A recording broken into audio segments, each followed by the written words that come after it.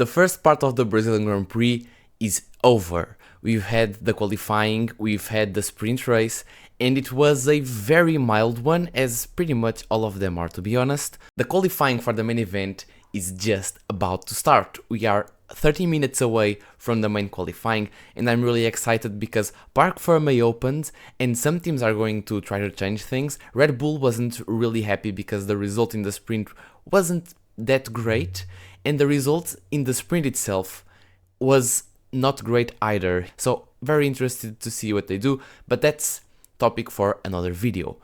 Today I'm going to try to make it short and show you some of the interesting things that we had about the sprint in Brazil. The first one isn't really needed, but it's a classic. It's the race pace, and it's always somewhat interesting to see what's going on with the pace of the drivers.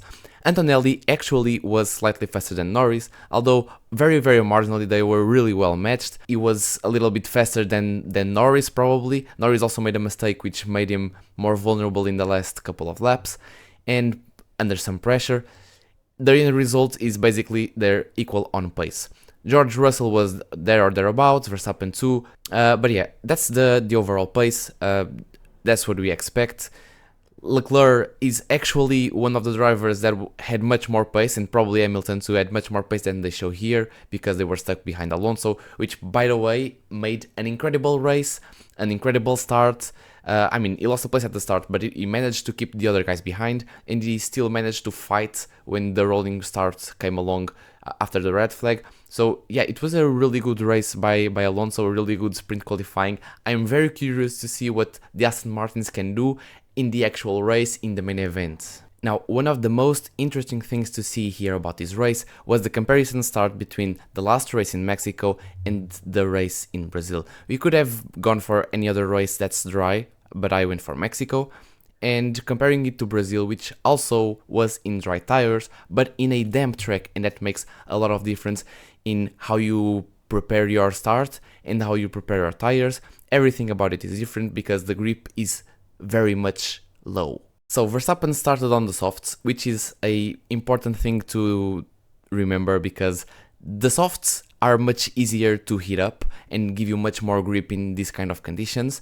If it were the medium, it would be even harder or trickier to get the start. And Verstappen managed to get a very good start once again. He also managed a very good start in Mexico, and that's why we are comparing him, because we want to see where the differences lie when you're actually trying to have a good start in a dry, completely dry track or a damp one.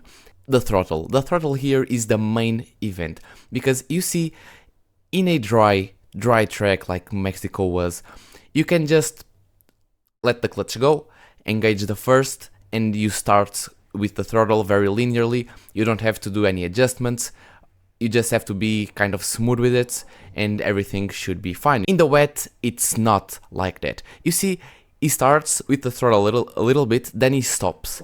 Then he goes on it again and goes a bit linearly until a point, then he stops, then he goes again up to the max, then he lets it go again and then goes to the max again.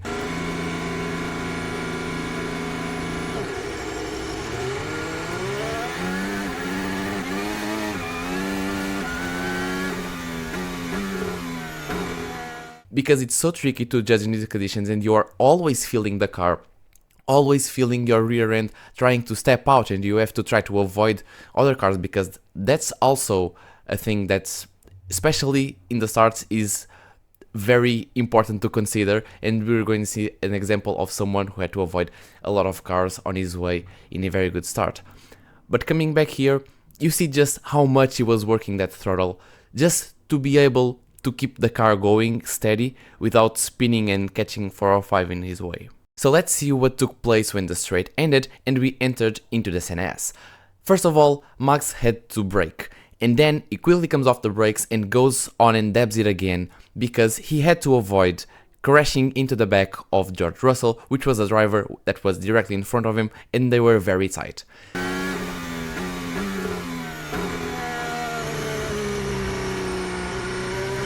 Then he proceeds normally and has to dab on the brakes again because it is the second part of the S. He was carrying a bit too much speed, And as you can see, the throttle tells us right that, because he tries to go on the throttle grows up a little bit, but there comes to a point where it seems that he couldn't go more, or he couldn't push too much because probably was feeling a bit the car going unstable. So he let go, jabbed the brakes, and then went on to go into the second straight.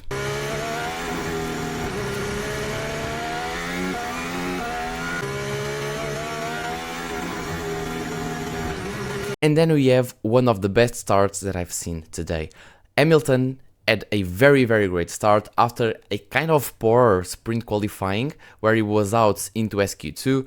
He managed to get into a good place right beside Charles Leclerc.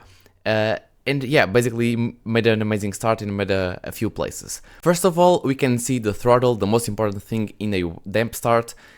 He didn't do the same as Max because each driver does it his own way, but as you can see, it's not linear. He had to make a few corrections. There was a time where he got a little bit too much throttle and had to slow it down to get the car under control, and basically it was a hustle, and he never got really to 100%, because you have to remember, he started in 11th position. There are a lot of cars around him. He can't go full throttle even if he could in terms of grip, because there are other cars that are squirming around trying to find the grip on the track. It's very damp, so it's very hard to judge.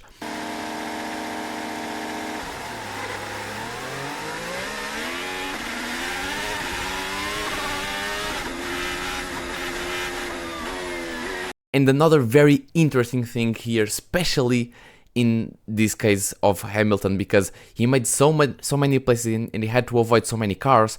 Look at his brakes. He was constantly jabbing on the brakes, never very constant for a long time. He was always having to make small corrections to make sure that he had the car where he needed, that he didn't hit anyone, that he could be always 100% under control. You see it on the onboard and they make it look easy, but this map tells us that it's not easy at all. To finish this quick analysis on the sprint, let's take a look at the heat map. Antonelli was the best in Sector 1.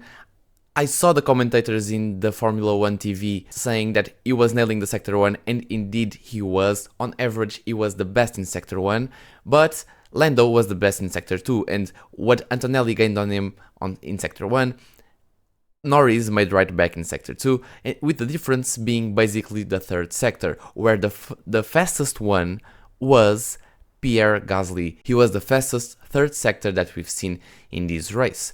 An interesting thing to see here is also that Lando Norris is the second fastest in terms of top speed, which, as I said in the other video, the McLarens are never the best in top speed, but this time around they were quite decent, and that of course has a reason. Antonelli and Russell were also very good, but that's to be expected. Mercedes usually isn't bad in terms of top speed.